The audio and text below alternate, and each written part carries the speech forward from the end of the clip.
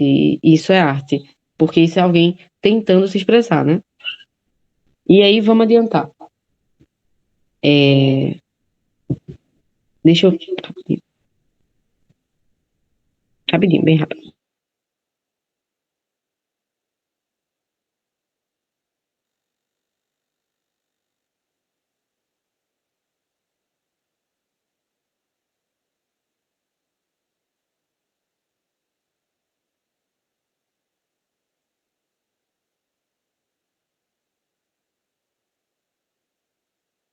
Pronto, voltando.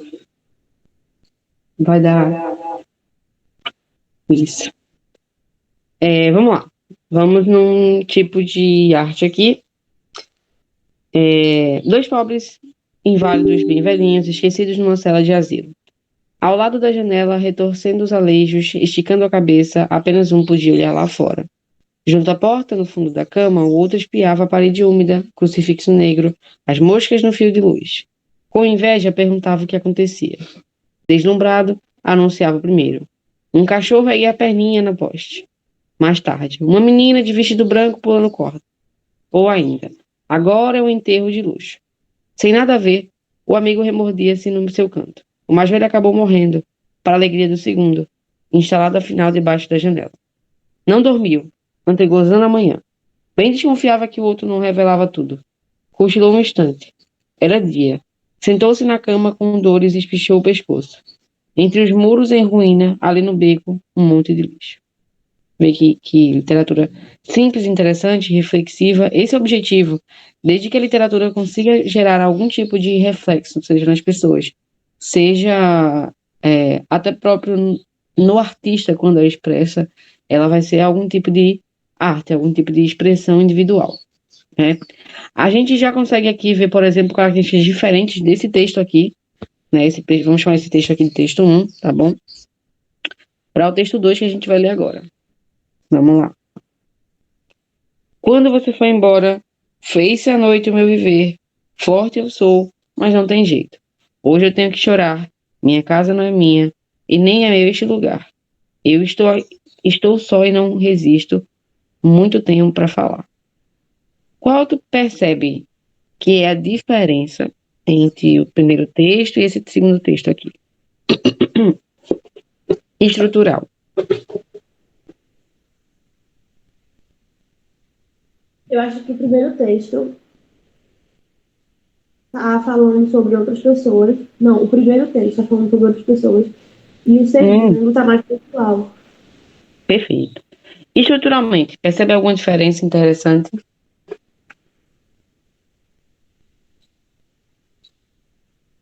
Eu acho que as ações, sei lá, não sei em específico, eu acho que a forma. Isso, muito bom. Tá certo. Nós temos aqui, então, uma prosa. A prosa é esse texto escrito mais alongado. A forma definida é a forma de acordo com o esquadro que temos, com o espaço que nós temos. É que nem como se fosse o líquido, né? Um objeto líquido, ele ocupa o espaço todo que tem a ser ocupado. A prosa também. Se eu tiver um pedaço de papel pequeno, se eu tiver uma mensagem no WhatsApp, o espaço que eu conseguir ocupar, eu vou conseguir ocupar. Já esse texto 2 aqui, ele representa a poesia, né? A poesia, ela é uma ritmicidade que aproxima a escrita da música, né? A gente consegue, por exemplo, costumeiramente encontrar em textos a formatação de rima. Por exemplo, aqui termina quando você foi embora, fez-se noite o meu viver. Então, a gente vai chamar esse final de A, tá? Embora, essa aberta, e viver fechadinho, né? Vamos chamar de B. Forte eu sou, mas não tem jeito. Esse viver e esse jeito são parecidos, mas não são iguais ao finalzinho, né? Então, vou chamar esse cara aqui de C. Hoje eu tenho que chorar. Ó, e chorar lembra embora, né? Hoje eu tenho que chorar. Minha casa não é minha. Esse final A, em aqui a gente não tinha encontrado ainda. Vamos chamar de D. E nem é este meu lugar. Ó, mais uma vez o final A, bem aberto, parecido com o A do começo. Estou só e não resisto. parece com jeito, né? A gente poderia associar aqui, muito tempo para falar. Então, existe uma ritmicidade aqui por causa dos finais A, que são finais organizados de forma rítmica, né? Então, quando você foi embora, fez noite meu viver. Forte eu sou, mas não tem jeito. Hoje eu tenho que chorar, minha casa não é minha, nem este é meu lugar. Estou só e não resisto, muito tempo para falar. Essas terminações aqui com final AR, associadas ao embora, geram uma ritmicidade. A produção da poesia é a aproximação da escrita com a musicalidade. E ambas estão 100% relacionadas, né, à utilização do que nós chamamos de rima, que é justamente a terminação parecida de versos. Isso aqui é um verso, tá? Cada linha de uma poesia é chamada de verso, que vão ter terminações parecidas e também vão ter sílabas poéticas em quantidade parecidas, tá? O que são sílabas poéticas? Diferente de sílabas tradicionais, as sílabas poéticas vão estar associadas a, de fato, respiração. É como se fosse uma música, né? Então, o que é que eu consigo falar em um ato só de expirar? Quando, né? Então, quando temos uma sílaba poética, duas sílabas poéticas. Você, dependendo de como o cara fala, fica em duas ou em uma só. Nesse caso, eu considerei duas. Foi é uma única sílaba, né? E embora é muito rápido falado. Então a gente pode considerar que embora seja só uma sílaba poética. Na prática, embora tem 3 sílabas gramaticais. Mas ele é tão rápido falado, a gente não consegue falar uma inspiração só, ele vira uma sílaba poética. Se eu avaliar as outras, provavelmente elas vão ter esse número de 6 ou 7 sílabas poéticas. Porque para contribuir para a ritmicidade, nós vamos ter a quantidade de sílabas poéticas parecidas. Então, a gente já entende que o texto em prosa, já outra característica do texto em prosa, é a capacidade de diálogo, né, ser estabelecido, e esse diálogo normalmente é estipulado por um travessão. Tá bom? Entendeu até então?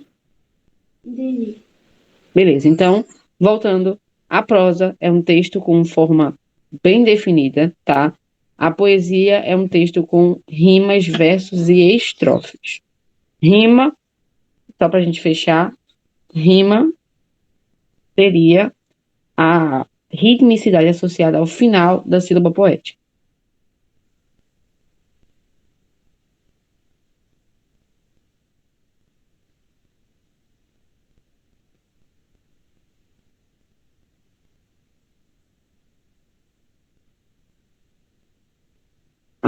Cada linha, né? Cada linha que possui uma rima dentro da poesia é chamada de verso.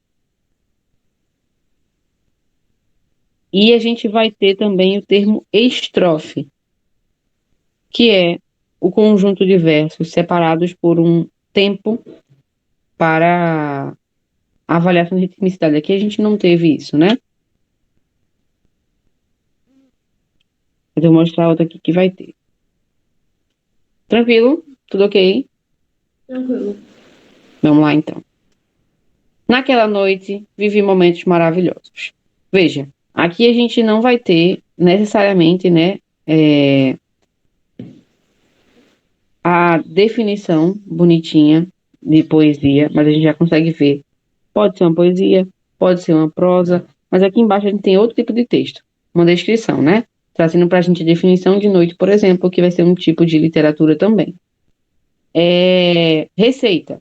Esta receita de origem irlandesa é feita com restos de couve e purê de batata. Então, isso, tempo de cozedura, ingredientes, tal, tal, tal. Isso aqui também é literatura, o que é que tu acha?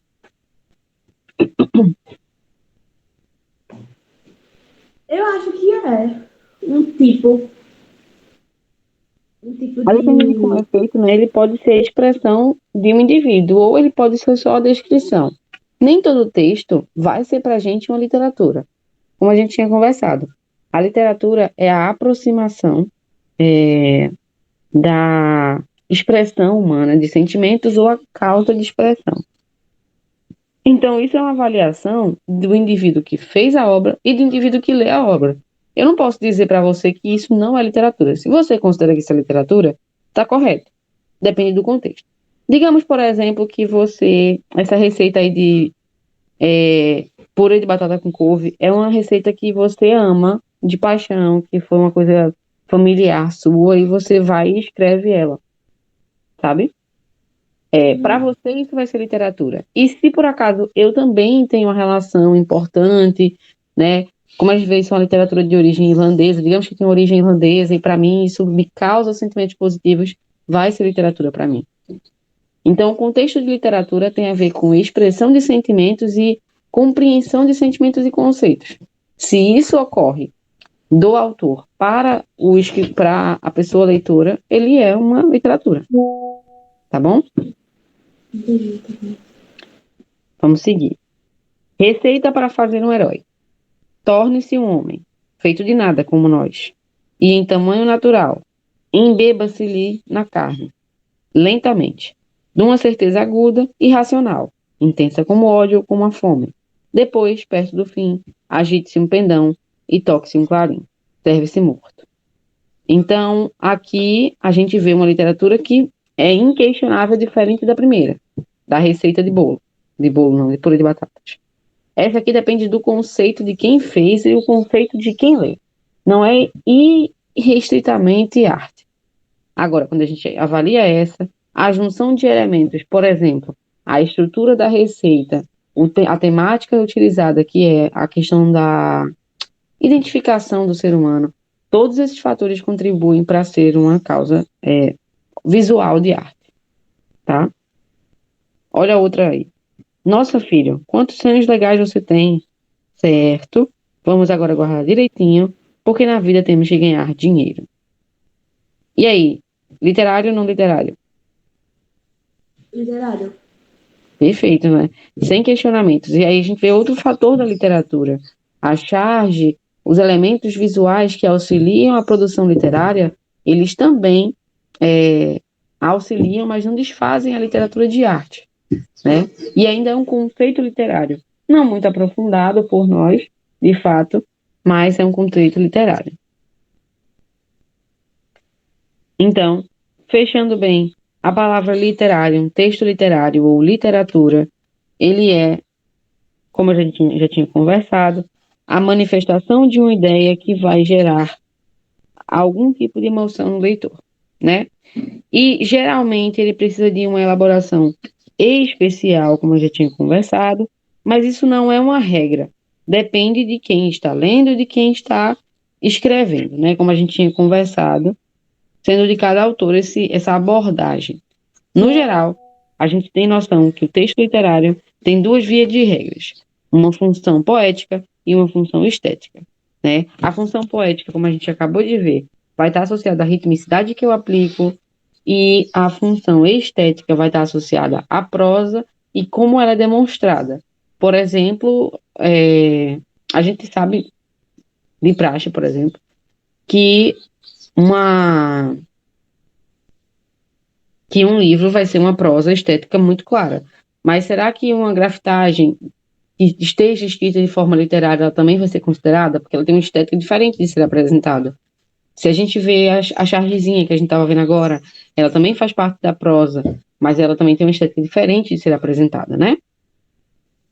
Uhum.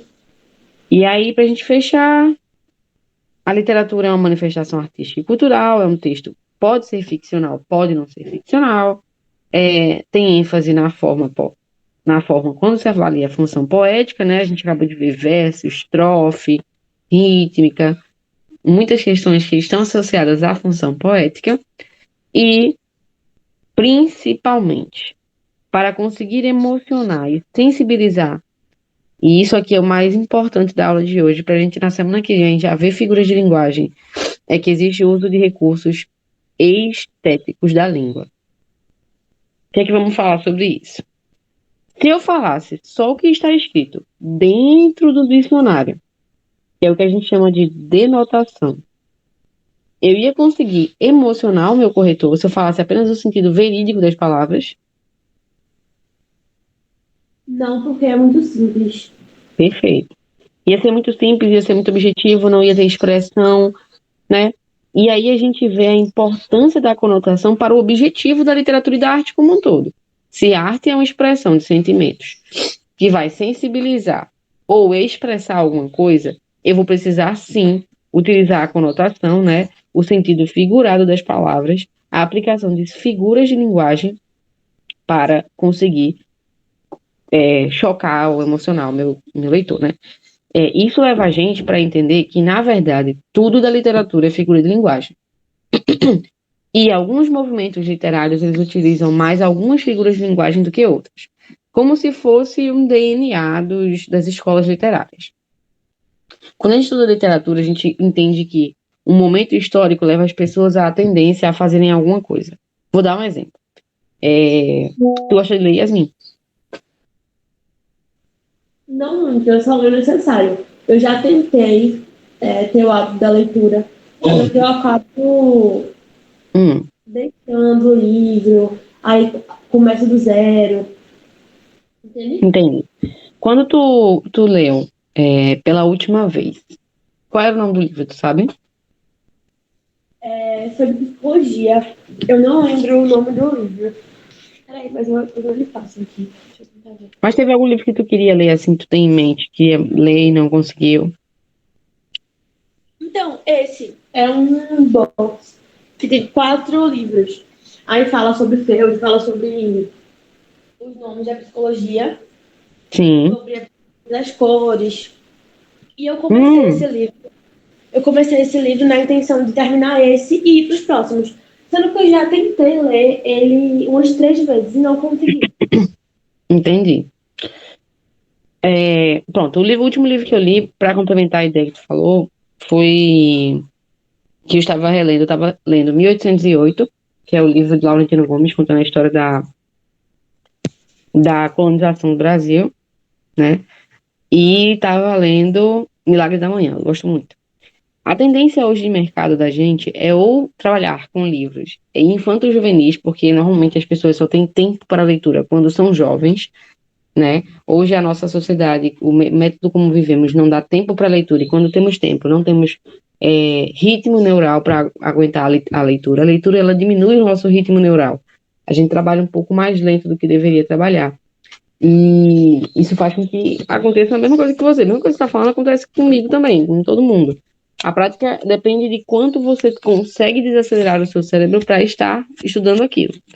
Mas o hábito de perceber que não está valendo, depois você vai num ritmo mais rápido do que o livro aguenta, né? Digamos que a literatura do livro não consegue ir rápido o suficiente no seu cérebro.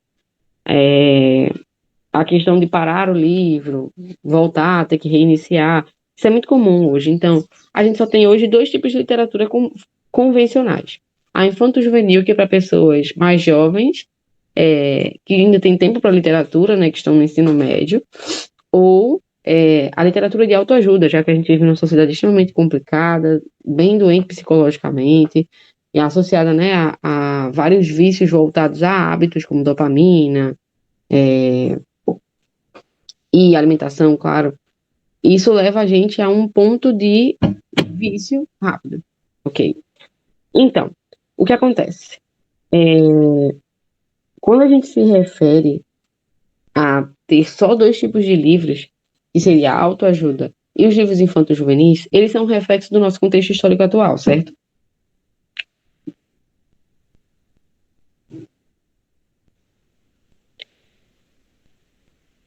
Yasmin? Oi, tô aqui. Na pobre. Vê. Então, isso é um reflexo do nosso contexto histórico atual, sabe? Da mesma maneira, a gente vai ter todas as outras escolas literárias que a gente vai dar uma revisadinha rápida, tá bom?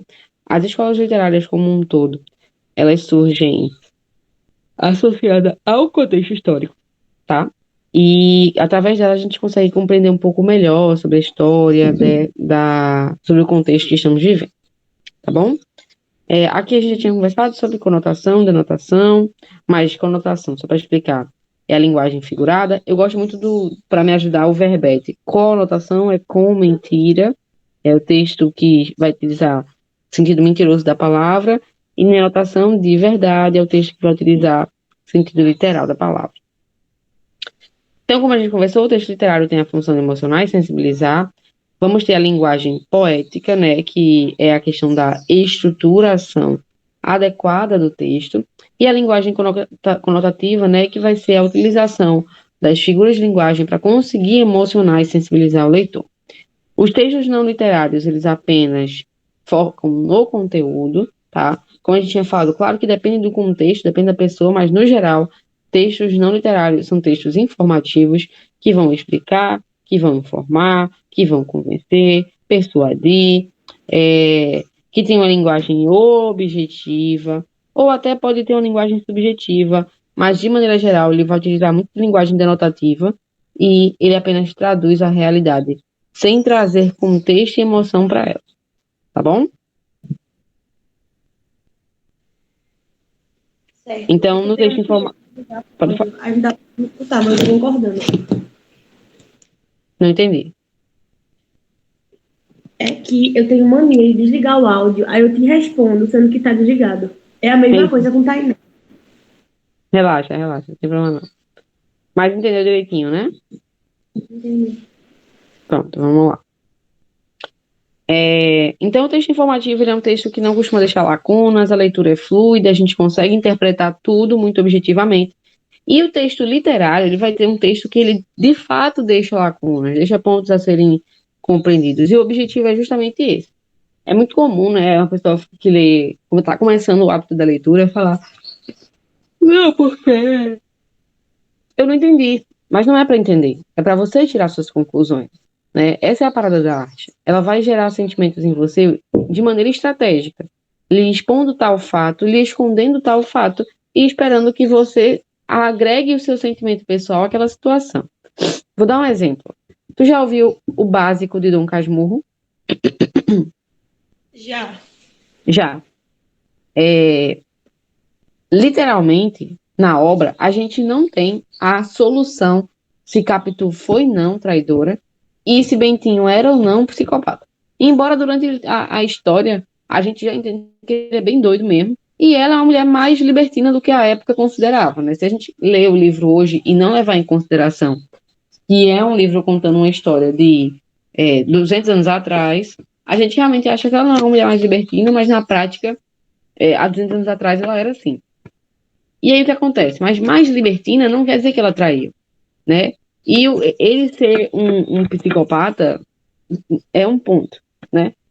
Mas assim, será que ele é psicopata ou será que ele só ficou assim por causa do hábito para com ela, né? Que tinha um estilo de vida diferente. Então, ele deixa aquela lacuna. Machado de Assis não responde para a gente se houve ou não traição, e não é para ver a resposta. É para você identificar qual é o seu mental, qual é o seu psicológico associado a traições, como você identifica o comportamento de Capitu e como você identifica o comportamento de Bentinho. E muito mais. Depende de como você se identifica com a obra. Porque se você teve a leve impressão de que, por exemplo, você vivia uma relação com uma pessoa meio louca, você iria identificar ela no Bentinho. Se você naturaliza certos comportamentos, você ia se sentir identificado com o Capitu. E assim por diante. Então não é para realmente ter a resposta literal, é para ficar lacunas, não é para ser compreensível.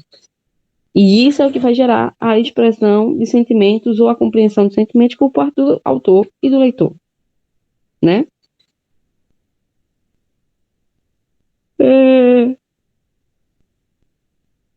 Esse conceito aqui é um conceito que existe tanto na arte quanto na literatura, né? A intertextualidade. Essa obra aí, só para explicar, é uma obra impressionista, é um movimento artístico das vanguardas europeias muito interessante, e a gente vai entender, para aqui, que a gente vai entender que causar uma impressão no ser humano é muito mais importante do que tornar a obra bonita, né? Isso aí é Eduardo Munch com O Grito. E a gente vai ter, por exemplo, outras versões, Ansiedade, Desespero e Grito, de Edvard Munch. Então, a intertextualidade faz parte da literatura, fazer a junção de vários tipos textuais, de várias obras, tentando continuar o objetivo de expressão de um texto primordial, convencional, tá? Além disso, aqui vai ser a irmã de Eduardo Mantes explicando o texto e formando mais um texto, mais um ponto literário. Passeava-se com 2 amigos ao pôr do sol, o céu ficou de súbito vermelho sangue. Eu parei, exausto, inclinei-me sobre a mureta, havia sangue e línguas de fogo sobre o azul escuro da fiord. A fiord, né, que ele explica aqui pra gente, seriam as geleiras, basicamente. O espaço lá é como se fosse o background da imagem, só que de gelo. Os meus amigos continuaram, mas eu fiquei ali a tremer de ansiedade e senti o grito infinito da natureza. Então, aí, mais uma intertextualidade, né? A produção de um texto associada a uma imagem. Ainda que eu falasse a língua dos homens e dos anjos e não tivesse amor, seria como o metal que soa, como o sino que tinha. E ainda que tivesse o dom de profecia, conhecesse todos os mistérios e toda a ciência, e ainda que tivesse toda a fé de maneira tal que transportasse os montes e não tivesse amor, nada seria. E ainda que distribuísse toda a minha fortuna para sustento dos pobres, ainda que entregasse meu corpo para ser queimado, e não tivesse amor, nada disso me aproveitaria. O amor é sofredor, é benigno. O amor não é invejoso, o amor não trata com levianidade, não se exorbece. Não se porta com indecência, não busca os seus interesses, não se irrita, não suspeita mal. Não folga com a injustiça, mas folga com a verdade. Tudo sofre, tudo crê, tudo espera, tudo suporta. O amor nunca falha, mas, havendo profecias, serão aniquiladas. Havendo línguas, cessarão. Havendo ciência, desaparecerá. Porque, em parte, conhecemos e, em parte, profetizamos. Mas, quando vier o que é perfeito, então, o que o é, em parte, será aniquilado. Quando eu era menino, falava como menino, sentia como menino, discorria como menino, mas logo que cheguei a ser homem, acabei com as coisas de menino. Porque agora vemos por espelho um enigma. Então veremos face a face. Agora conheço em parte, mas então não conhecerei como também sou conhecido. Agora, pois, permanecem a fé, a esperança e o amor. Estes 3. Mas o maior destes é o amor.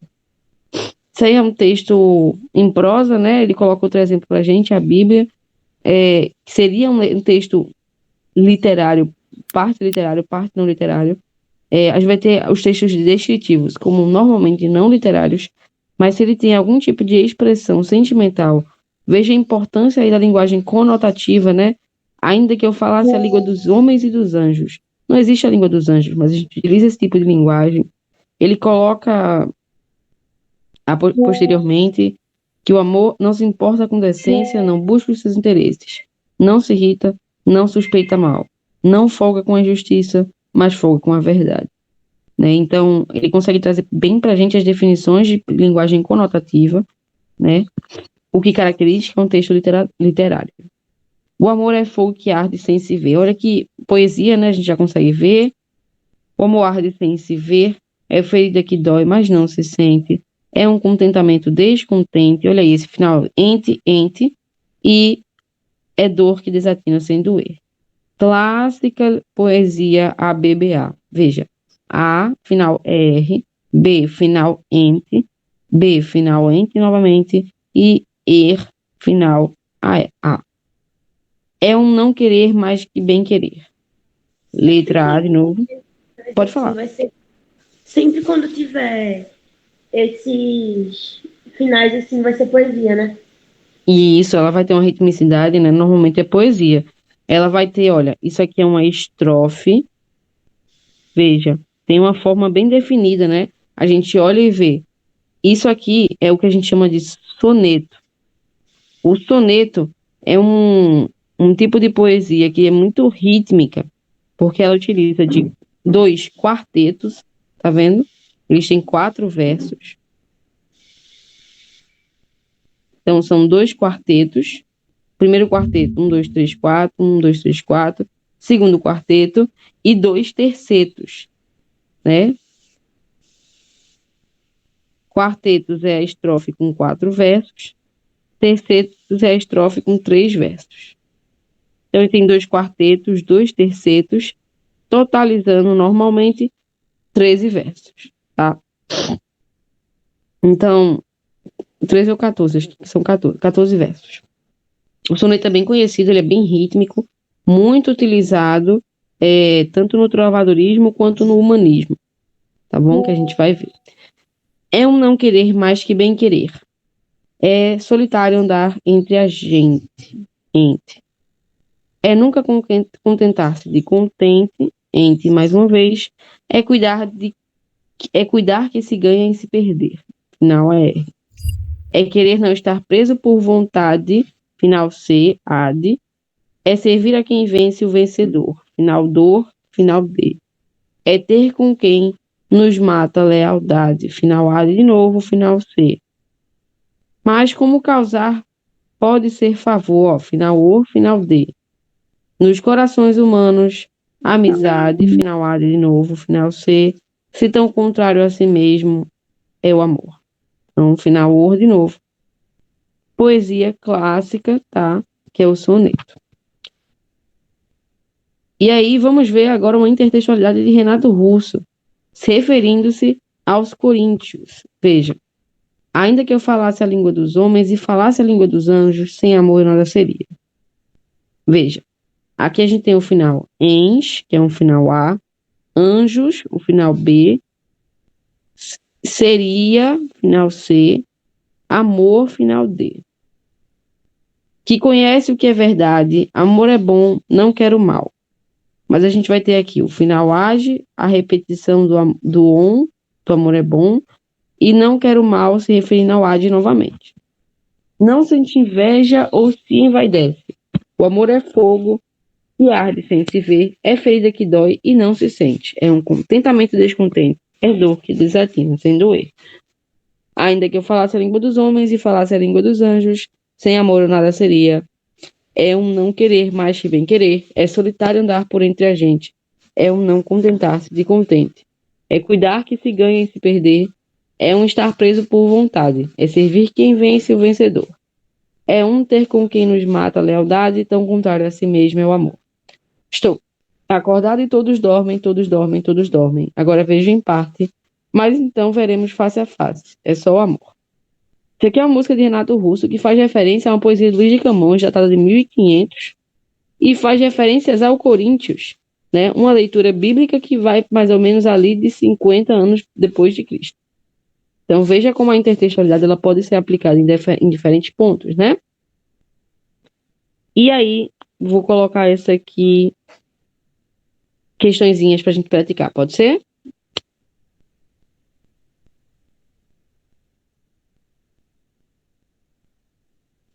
Pode sim, Bianca. Pronto, vamos lá. Yais, diz aí qual é a correta para mim, quais alternativas estão corretas?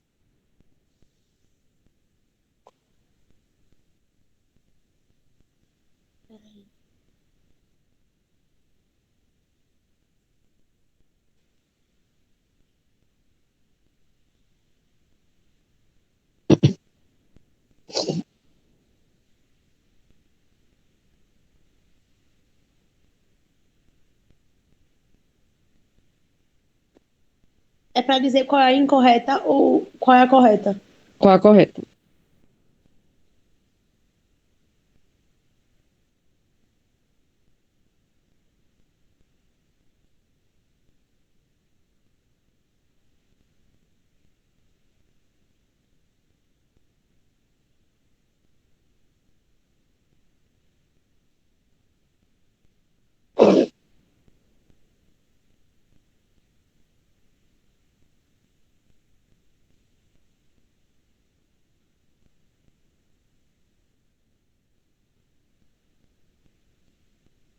A segunda, eu acho. Vê, o texto não literário, ele tem conotação?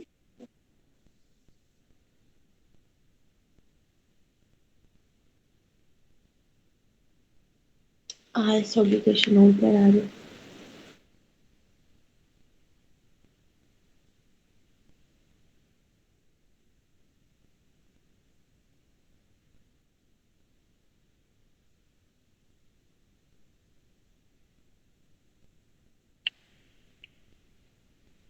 E É a aí? quarta? É a quarta. Perfeito. É porque eu não li o não. É o que o texto estava. Ela é capciosa, né? Em relação a isso, mas está correto. Só ter mais atenção, mas esse detalhe.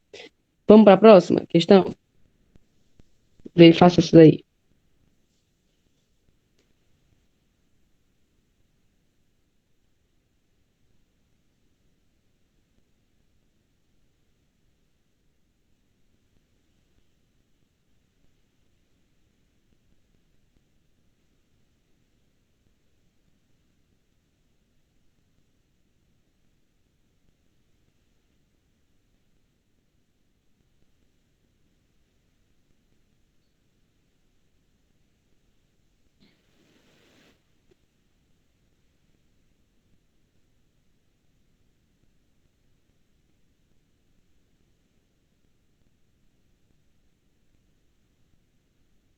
Saiu.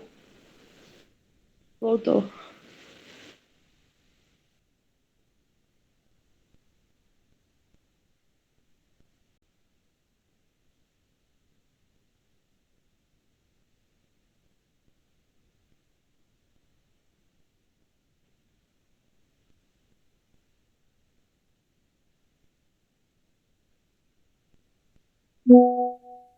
Eu acho que é a opinião baseada em fatos, porque no começo ele começa falando sobre um paraíso escondido e depois ele comprova isso com fatos. Arrasou. Sua interpretação é maravilhosa. Perfeita mesmo.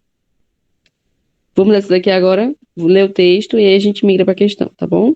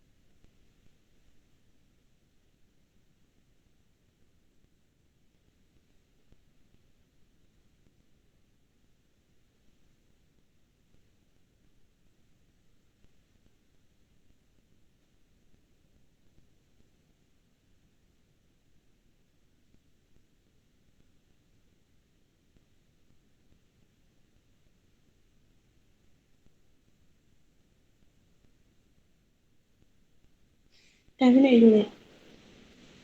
Vou descer, tá? Esse é o texto 2.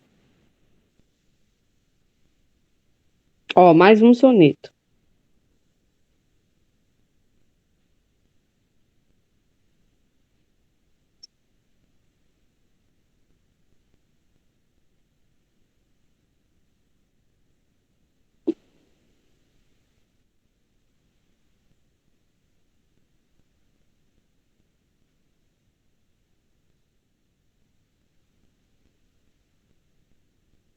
Deu essa, todas as estrofes terminam com A. Perfeito. Lê aí.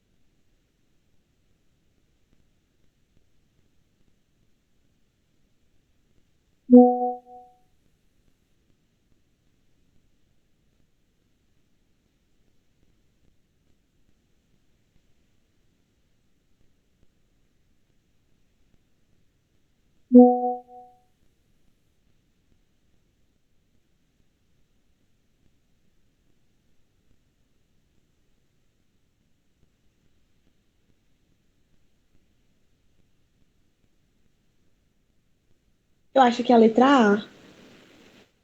Hum. É... Não, peraí. A letra A, eu acho que é a certa. Eita, é pra dizer o que não é, né? É, Eita, peraí. A letra valeu A aí. foi errado, igual a primeira vez que eu não li o que era pra Foi fazer. enunciado, né? Isso.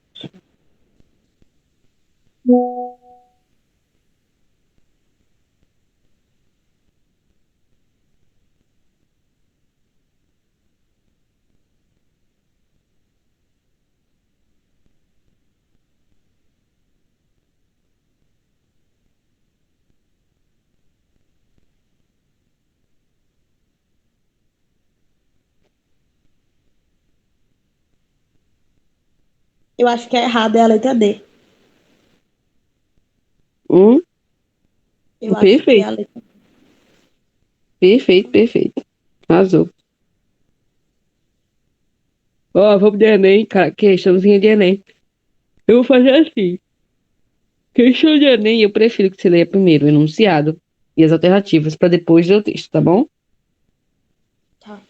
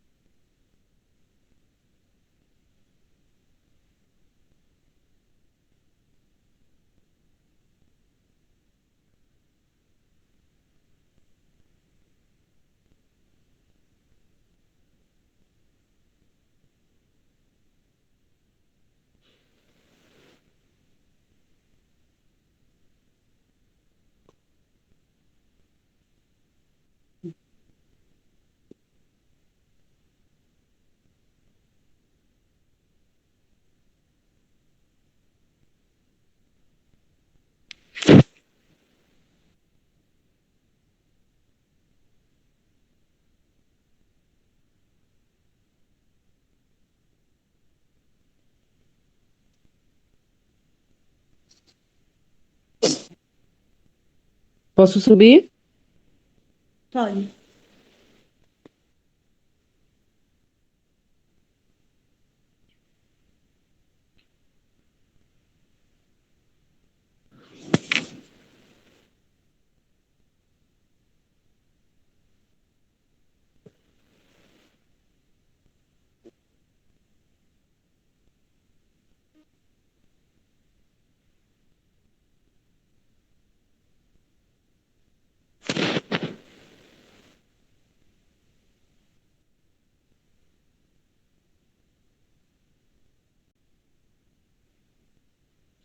Tem como descer de novo, Bianca? Posso. Vamos lá.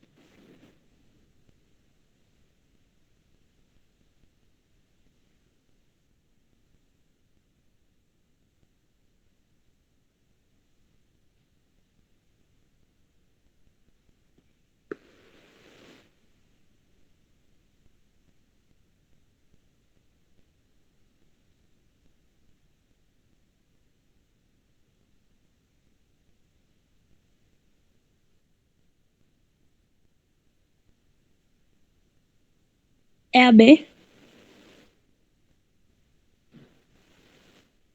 Vamos lá. Quando ele coloca no enunciado, considerando-se as informações no texto, ele sempre está perguntando uma coisa do texto. Questões de Enem têm essa capciosidade, sabe?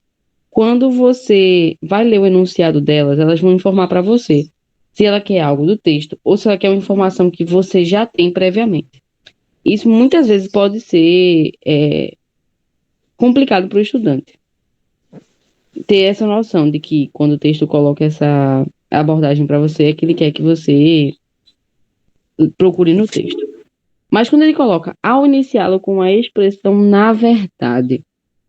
Então, esse vamos puxar para a redação. Quando tu coloca algo dentro no começo de uma frase, que não é o verbo, veja, na verdade não é verbo, na verdade não é sujeito, na verdade é o quê?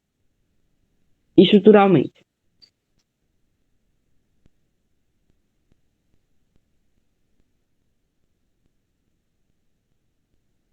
Conectivo, né?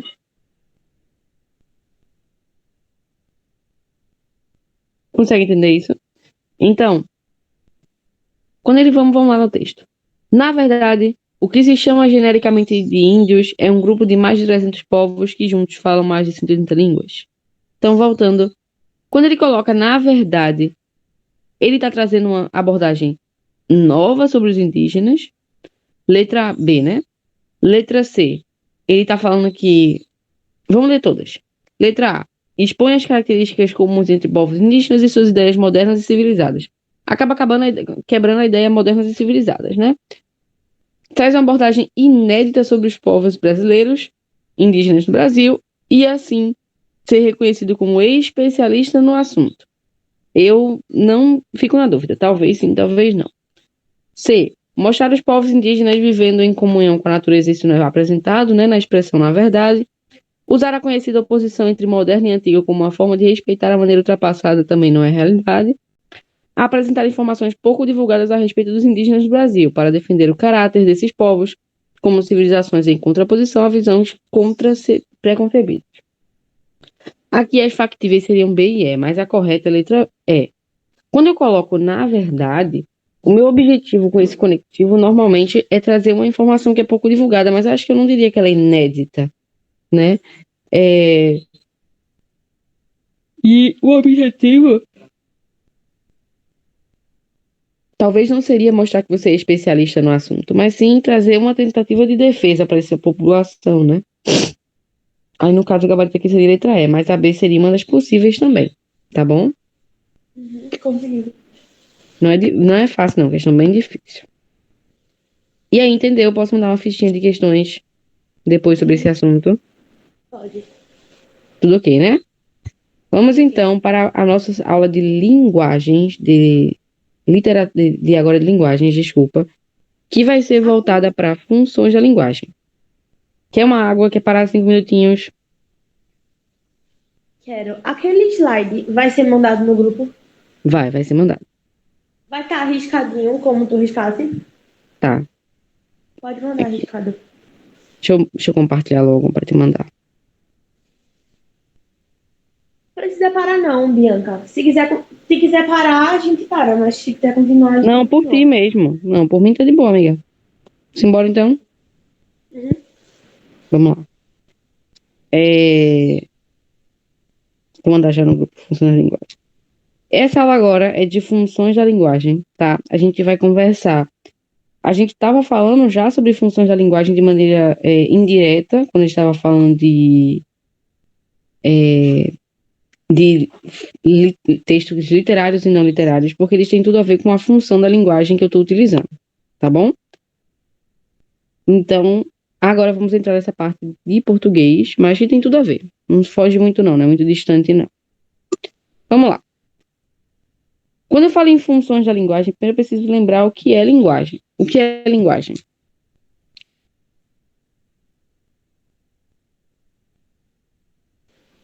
Eita.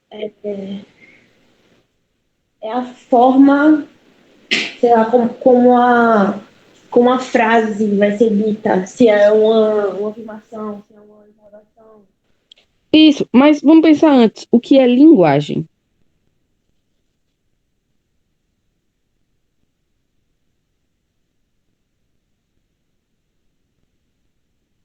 É a forma, acho que é a forma de expressar, não. Não sei, específico. É forma de se expressar, perfeito. Quando a gente está falando sobre Libras, por exemplo, Libras é uma forma de linguagem? É, né? E ela não... Isso, Libras, língua... é uma língua. A gente precisa, por exemplo... Como é que eu posso dizer? A gente precisa de palavras para falar Libras? Não. Não. Mas a gente consegue através de quê? Das mãos. Dos sinais. Dos sinais, perfeito. Dos sinais e símbolos, né? Então, essa é a característica mais importante. A linguagem é um conjunto de sinais e símbolos, sejam eles verbais ou não verbais. Esses sinais e símbolos foi o começo da comunicação do ser humano. O ser humano ele só se comunica por uma pequena evolução barra modificação genética que houve num ponto do cérebro que a gente chama de locus, ou núcleo accumbens também. Núcleo accumbens, ele consegue nomear as coisas, característica que outros seres humanos não conseguem fazer, né? Essa capacidade de nomear, que a gente também chama de memória inventiva, é o que faz com que o ser humano consiga olhar para um objeto e criar dentro da imaginação dele a imagem do objeto e tornar ele dentro da sua cabeça um símbolo. Se ele é um símbolo, ele pode ser representado por algum tipo de sinal, sendo este algum sinal linguístico, ou seja, falado, ou algum sinal e símbolo expressado, como no caso da Libras, por exemplo, tá? Então, língua é esse conjunto de sinais e símbolos que compõem a expressão do ser humano, através da imaginação inventiva. Quando eu falo de imaginação inventiva, para não ficar uma palavra tão chata, eu posso entrar, por exemplo, no ponto. Dinheiro existe, de fato? Existe. Tipo, uma moeda de 100 reais, ela vale 100 reais mesmo?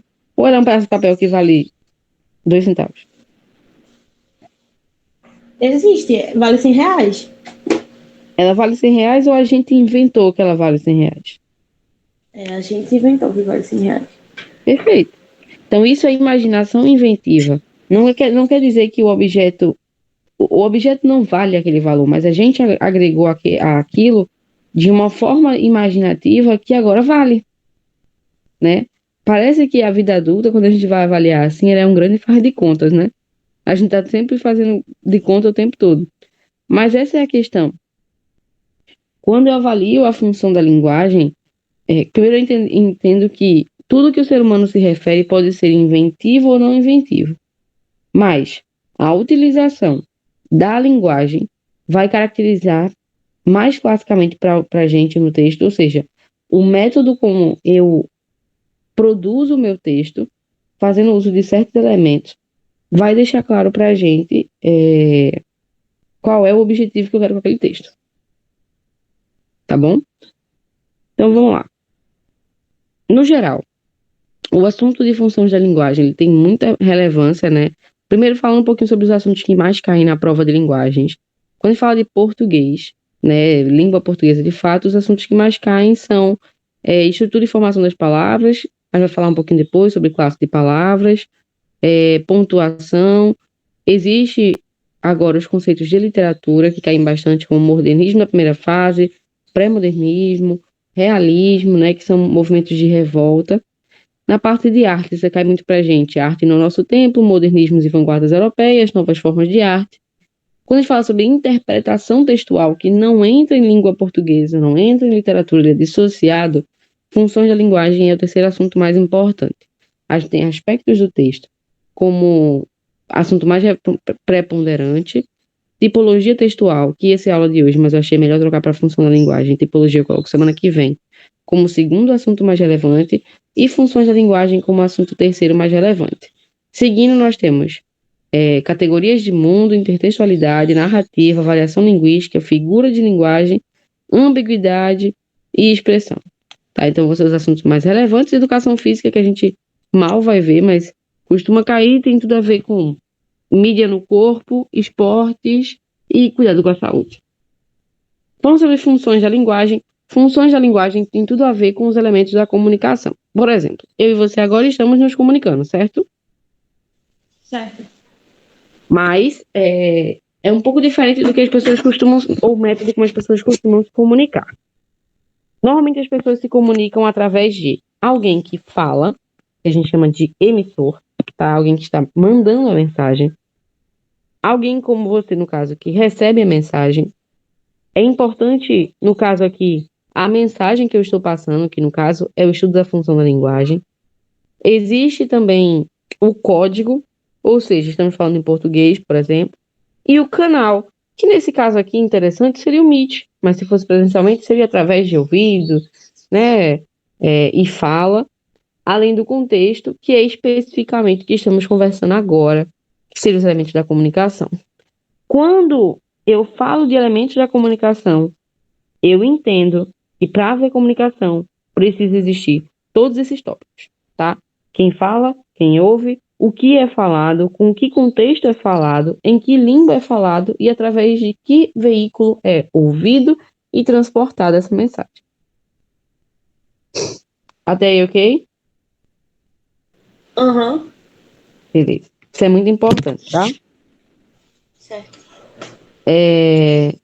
O que acontece é que a gente precisa, no geral, focar que quando alguma frase, alguma palavra, algum tipo de comunicação, ela expressa com foco, né? Com foco em alguém ou em alguma coisa, se a gente não tem a noção que qualquer linguagem, qualquer comunicação, ela vai ter objetivo em focar em alguém, a gente pode ser, digamos que, passado para trás.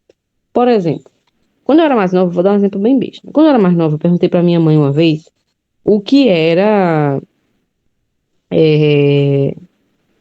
Como é o nome, meu Deus? Vou lembrar. O que era propaganda. Acabei de lembrar. Aí, porque eu achava tão chato que eu ficava assistindo TV, né, na minha geração era TV, e ficava passando propaganda o tempo todo. Aí minha mãe falou assim pra mim, veio criança. Não, minha filha, o que dá dinheiro na televisão é a propaganda. Pronto, aí lascou minha vida. Que eu ficava pensando que toda vez que passavam propaganda, ficava fazendo dinheiro numa televisão gigantesca, sabe? Ver que coisa de gente doida. Mas eu lembro, assim, claramente, de toda vez que passava um comercial, eu não trocava. Eu ficava pensando, eu vou atrapalhar o dinheiro da pobre da Globo, né? Ela não vai ter dinheiro pra pagar o povo. Como é que eu vou assistir minhas novelas? Aí eu deixava lá passando a propaganda. E aí, lá ficava eu, bem iludida. Assistindo todos os comerciais. Isso quando eu não trocava de canal e tava passando comercial. Eu deixava obrigatoriamente, só pra a TV ganhar dinheiro. Isso atrapalhou muito a minha vida por muito tempo. Oi. Mas hoje em dia, o povo que faz vídeo pro YouTube ganha dinheiro através disso. Sabe Impede, pular, né? sabe pular o anúncio que aparece no YouTube? Sim. Quando você pula, quando você não pula, aquela pessoa que tem um canal recebe dinheiro daquela marca. Se você pular, a pessoa recebe menos. Eita. Eu era a melhor amiga dos YouTubers, só que no passado. Eu não sabia, não. Então a tua lógica na época fez sentido, só não tava No idealizada momento ainda. certo, né? No momento mais errado possível. E aí, tipo, eu não entendia, sabe? Aí, quando eu fiquei mais assim, velha, né? Maior eu nunca fiquei, velha. Quando eu fiquei mais velha, assim, eu comecei a entender que o caso da propaganda, por exemplo, de qualquer maneira, sendo eu interpretando daquele jeito ou não, ela sempre ia focar em mim. Ela sempre ia ser um tipo de função da linguagem, né, que a gente chama de função da linguagem referencial, desculpa, função fática, que ia focar em mim, que ia focar na pessoa que estava recebendo aquela mensagem. No caso, era eu. Então, quando a gente começa a compreender que alguns tipos textuais, algumas tipologias textuais, tipologia textual é uma coisa, é tipo assim, eu olho para o texto e falo, isso é uma música, isso é uma propaganda. Tipologia textual é a capacidade de olhar para um texto e categorizá-lo como se fosse um animal. Falar, isso é um cachorro, isso é um gato. Uma coisa é uma tipologia textual, que a gente vai estudar na próxima aula. Isso aqui é uma música, isso aqui é uma receita, isso aqui é. Entendeu? Quando a gente fala de função da linguagem, tem que entender que várias tipologias textuais, independente, né? Elas vão ter um foco. Ou em mim, ou em você, ou no canal que está sendo emitido. Ou no canal que está sendo emitido, ou no código. Isso depende do que está sendo emitido, né? Então, o que acontece? Se eu entendo isso, eu tenho a capacidade de compreender que nem tudo que vai vir dali vai ser verídico, nem tudo que está ali, de fato, tem embasamento, alguns textos, de fato, são embasados. Então, eu consigo ter digamos que um preconceito do texto antes de lê-lo. Consegue entender mais ou menos assim? Consigo. Por exemplo, quando a propaganda fala assim, 4 em cada 5 dentistas indicam Colgate. Eu tendo particularmente a não acreditar muito nisso, não. Se me perguntassem assim, Bianca, o que é que tu acha dessa pesquisa? Eu ia falar, deve ter perguntado se dentre as marcas tal, eles acreditam em Colgate, mas eu não acho que indicariam Colgate de primeira. Ou então, não, mas eu não acho que essa marca seria preferência. Sabe, eu sempre iria desconfiar. Eu acho que ti também. Por quê? Porque a gente tem noção que aquele tipo textual, né, que seria uma propaganda, ele vai ter a função de focar em mim, me convencer de alguma coisa. Então, ele vai utilizar a área de conhecimento de uma maneira provavelmente idônea, digamos assim, né? Não vai ser uma forma verídica. Tá entendendo? Uhum. Então, quando eu tenho a capacidade de identificar as funções da linguagem, em especial a função poética, por exemplo, a gente entende melhor que os textos literários poéticos, eles costumam ser textos literários mais emotivos do que os textos em prosa, sabe? Os textos literários poéticos, eles fazem parte da função poética. A função poética é uma função que foca no emissor, em quem está falando. Ele é o foco da mensagem. Mas existem textos em prosa que também focam na pessoa que está falando. Por exemplo, o diário. No diário, né? Olá, aquele diário. Meu dia foi assim, assim, assim. Hoje, meu namoradinho da escola não olhou para mim. É um texto em prosa, mas que foca no emissor. Então, quando eu consigo categorizar as funções da linguagem e, normalmente, qual tipo textual ela aparece, eu consigo ter uma impressão melhor do que eu posso esperar daquele texto. Beleza? Beleza. Vamos falar devagarinho. Isso aqui é a representação, ó, vê que legal. A pessoa que está falando, isso aqui é o nosso emissor. A pessoa que está recebendo, isso aqui é o nosso receptor. O que eles utilizam entre eles, basicamente, que vai ser a mensagem, né? Existe o contexto, referencial, a gente vai falar daqui a pouco, tá? Mas basicamente vai ser o contexto da mensagem. A gente tem, além desses aspectos, as várias funções, né? Então, quando a função foca no emissor para o receptor, mas o foco é o emissor, a gente chama essa função de poética. Também tem a função emotiva, que foca só no emissor. O emissor fala para si próprio, enquanto que a função poética, o emissor fala para o receptor. Existe a linguagem que foi feita focando apenas no receptor, que é chamada de função fática. Tá? Nessa comunicação entre eles dois. Ou apenas no receptor, que é chamada de função conativa. A metalinguística é a mensagem da mensagem, uma resposta digamos, retroalimentativa, tá? E a referencial, ela vai focar no contexto. Não se preocupe muito agora não, porque a gente vai passar e aí vai ficar mais claro, tá bom? Uhum. Tá bom. Vamos lá. Função conativa. Qual é a parada da função conativa? A função conativa, ela tem foco no... Deixa eu botar aqui, mudar a tinta da gente.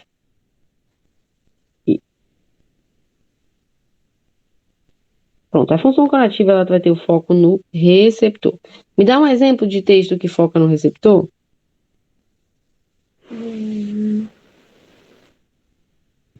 Um exemplo de quê? De texto que foca no receptor?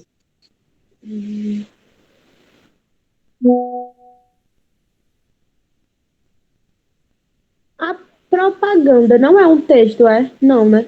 É. Texto é tudo que é linguagem visual e não visual, tá? Texto escrito ou... Oi? Jornal, é? Também. Então, propaganda, publicidade, discursos políticos. O jornal não seria o jornal é um texto, mas ele não seria necessariamente nesse caso, por quê? Porque o jornal, ele não vai focar tanto em persuadir o corretor, né? Aqui a gente está falando sobre um foco em persuadir, entende? O foco é no receptor, mas é para o receptor aceitar o que eu estou colocando em texto. Uhum. Entendeu? Então aqui o foco é persuadir o receptor. Agora, essa função aí que você falou, a gente vai falar sobre ela daqui a pouco, ela vai focar muito no contexto. O jornal, quer queira, quer não, ele foca na mensagem que é dada, né? E aí a gente vai ter outro tipo de função. A função emotiva, tá? Ela vai focar no emissor e ela serve para expressar sentimentos e emoções. Característica de texto literário. Veja, literatura não é sobre isso? Não é sobre expressar os sentimentos? Sim. Então, funções, textos emotivos são textos classicamente textos literários, tá? Função conativa normalmente são textos, em especial, propagandísticos, tá bom? São os que mais aparecem na prova do Enem. Função fática. A função fática vai ter como objetivo o existir um canal de comunicação entre emissor e receptor. O foco não é nem no emissor nem no receptor, e sim no canal de comunicação. Então, quando eu falo alô, o que é o alô? Ele expressa alguma coisa? Expressa uma forma de comunicação, não sei dizer exatamente. Ele tenta estabelecer, por exemplo, quando eu falo assim, Yasmin, estás aí? Eu só estou tentando estabelecer se tu estás aí. Quando eu falo bom dia, eu estou apenas estabelecendo um canal de comunicação, para depois eu focar em outra questão. Entendeu? Então, essas saudações, esses bom dias, esses discursos ao telefone, eles são as funções fáticas. Função fática costuma cair muito no Enem, porque a gente não valoriza muito a importância da função fática, né? Por exemplo, quando alguém está tentando se chegar em alguém na balada, faz como? Oi, opa, tudo bom, prazer. Que nem o Joey. Tu assiste Friends? Já assistiu Friends? Fala de novo, eu não consegui escutar a última parte que tu falasse. Tu já Já assistiu escutei? Friends? A série. Já. Só um Pronto. episódiozinho. Hã? Só um episódio. Só um episódio. Eu já ia usar um exemplo, mas assim, é muito comum a função fática cair na prova do Enem, porque ela é muito pouco valorizada pelo estudante muitas vezes, tá? Vou dar até um foco aqui importante. A função fática, ela faz parte muito do nosso cotidiano para tentar estabelecer um canal de comunicação. Muitas vezes a propaganda se utiliza no começo da sua expressão uma função fática. Opa, bom dia. Você está procurando tal, tal, tal, tal, tal, tal, tal, tal, né? Muito comum. Então, esse opa, bom dia, ele não é uma função conativa ainda. Ele está apenas tentando estabelecer um canal de comunicação. É muito difícil eu conseguir entrar no meu receptor se antes de entrar no meu receptor eu preciso ter um canal de comunicação, né? Uma coisa é uma propaganda que se estabelece, a qual a pessoa não tem opção de ver. Por exemplo, carro de som passando na sua rua. Você não tem a opção de não ouvir, né? Então, eles não precisam estabelecer um canal de comunicação.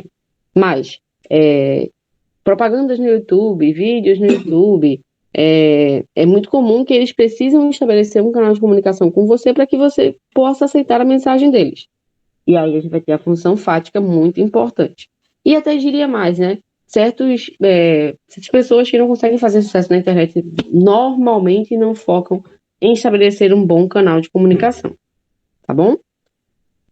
A função metalinguística é aquela que foca na mensagem sobre a mensagem, tá? Basicamente é a tradução da mensagem, vão ser gramáticas e dicionários, essa aqui é bem conhecida, a gente sempre vê em dicionário mesmo. Ela vai tentar traduzir a mensagem. E agora vamos focar nas nossas outras duas.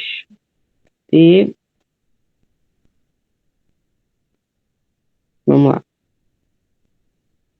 Eita. A função poética. A função poética, ela vai ter como objetivo a mensagem que é transmitida, tá bom? Então, o foco aqui é a mensagem, é a estrutura da mensagem, e é a que a gente acabou de ver na questão da literatura poética, né? Na questão do texto em poesia. Ele vai ser um texto que vai se utilizar de muita figura de linguagem, ele vai se expressar ele vai ter muita expressão cotidiana, muito trocadilho, em especial, o uso do sentido conotativo é muito presente, tá bom? É comum em textos literários, em textos publicitários, em expressões cotidianas, em histórias. Isso aqui é importante. Muitas vezes, embora a função poética se pareça, ela tenha características de poesia, ela não é 100% poética, tá bom? Por exemplo, publicidade. A publicidade ela vai focar bastante na pessoa, mas ela também vai ter estrutura de função poética. Ela pode ter uma estrutura de função poética. Ela pode se apresentar com uma musiquinha, tá? Ela pode fazer até uma intertextualidade com outra música ou outra poesia que exista para vender com mais qualidade. Conversas do cotidiano, fofocas, costumam focar muito na mensagem, no que vai ser passado. Então, elas vão ter, sim, uma função poética. Cuidado para não achar que função poética é só poesia. Poesias também focam na mensagem. Focam também tem algumas que focam apenas em causar foco no leitor. Algumas poesias não vão ter função poética. Então, o importante não é decorar a palavra função poética e achar que isso é o correto. O importante é entender que cada uma delas vai focar mais em um dos objetos da comunicação. Tá bom? Como eu tinha falado, voltando aqui, existe uma diferença entre a função poética, que foca na mensagem, e a emotiva, que foca no emissor. A função emotiva vai falar apenas sobre si, tá bom? E normalmente a função poética vai focar na mensagem. Exemplo, Adriano Calcanhoto.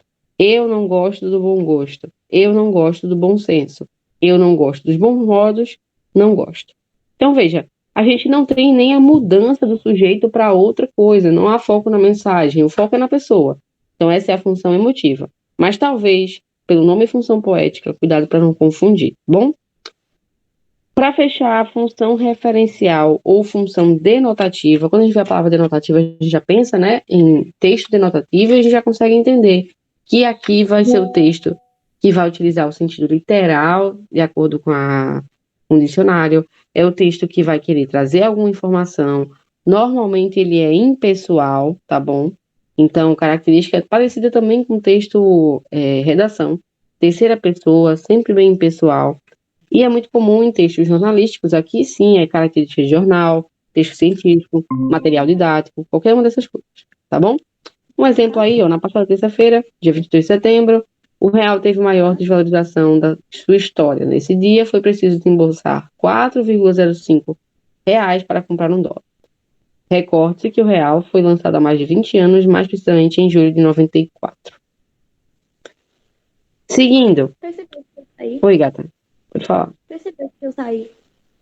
Oi? Percebi, não. Foi mal interromper. Eu saí porque a internet caiu. Ai, mulher, percebi não. Tu parou aonde?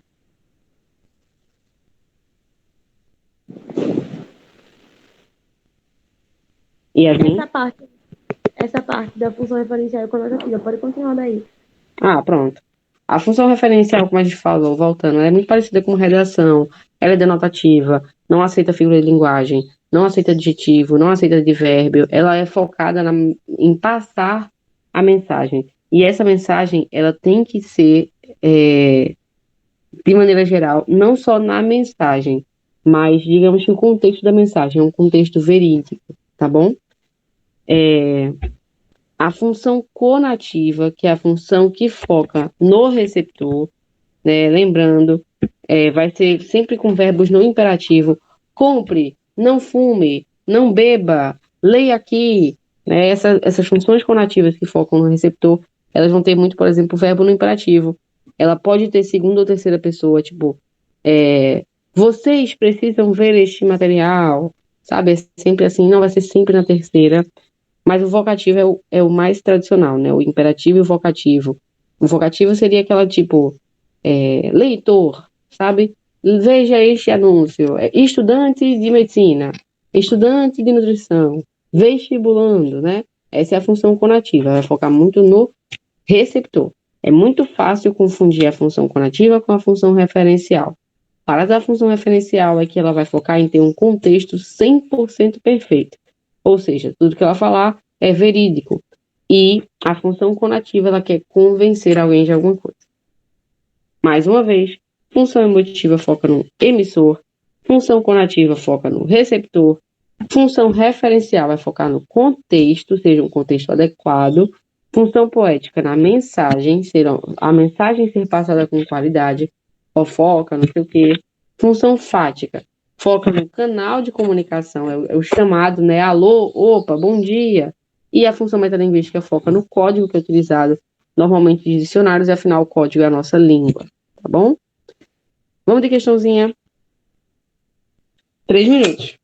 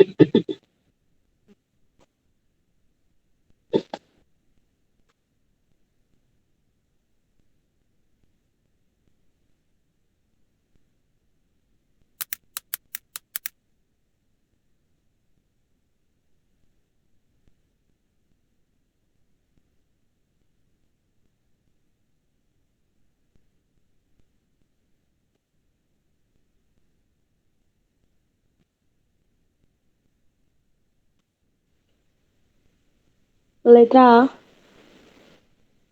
Não, essa é a letra C. Vamos ler junto. Tu ficou na dúvida entre A e C ou não? Nem pensou na C. Não pensei na C. Vamos lá. No texto, os argumentos apresentados permitem inferir que o objetivo do autor é convencer o leitor a.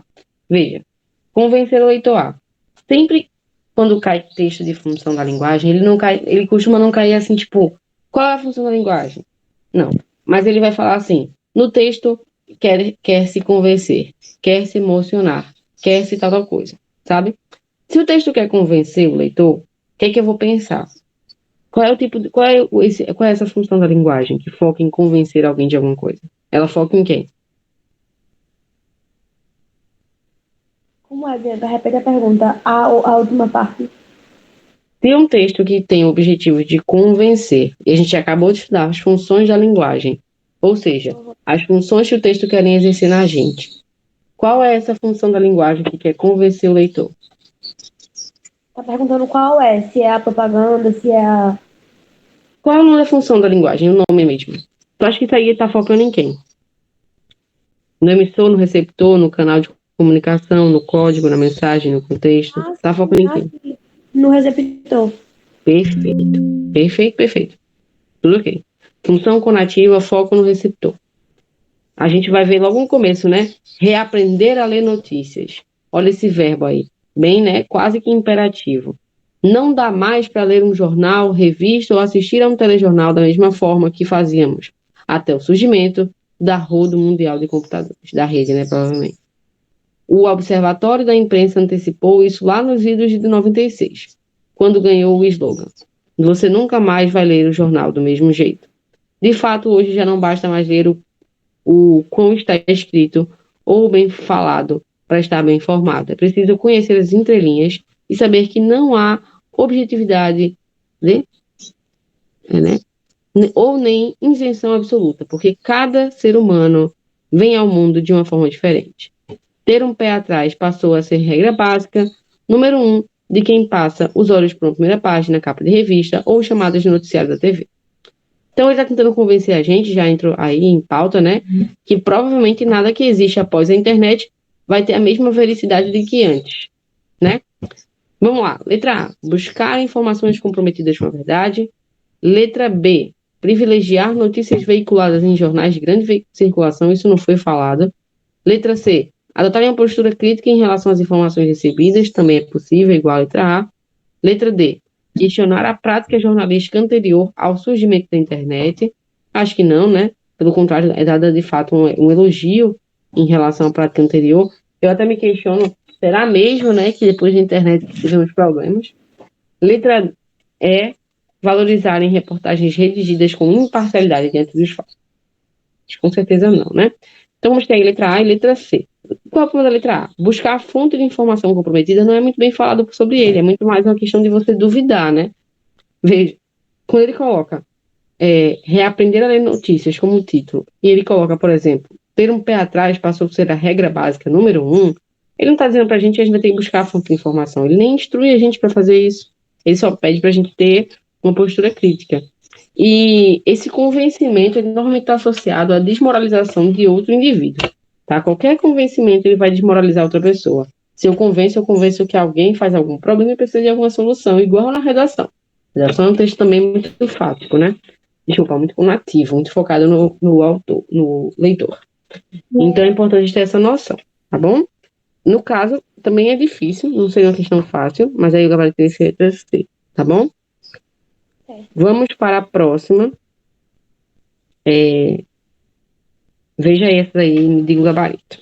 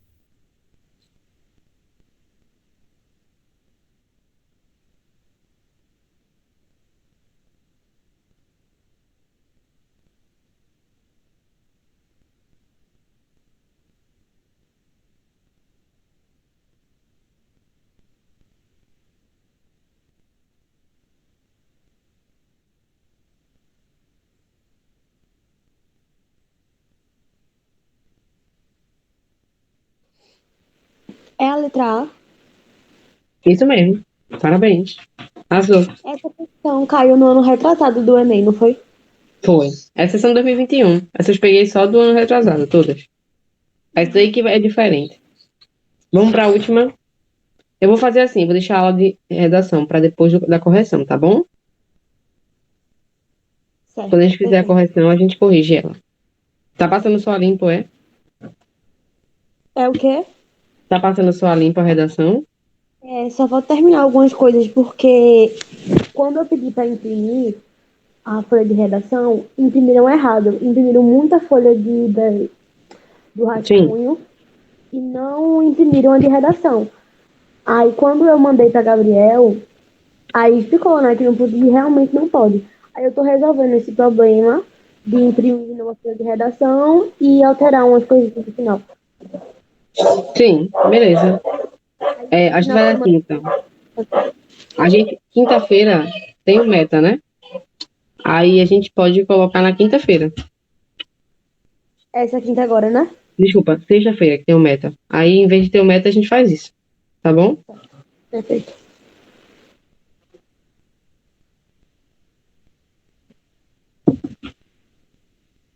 E aí, vem essa daí pra gente finalizar.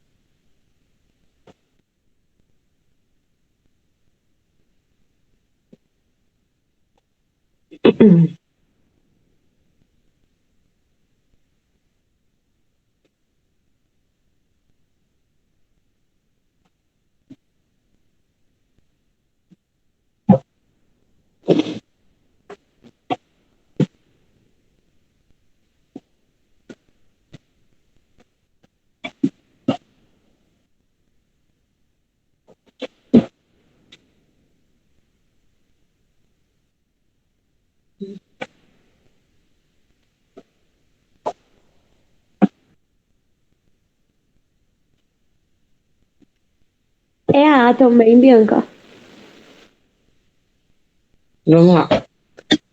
Esse texto aí, tu considera que é o quê? Qual é a função da linguagem desse texto? E conscientizar. Perfeito. Aí a letra A, ela fala exatamente sobre isso. Talvez a confundidora, só para a gente trazer uma informação a mais, né?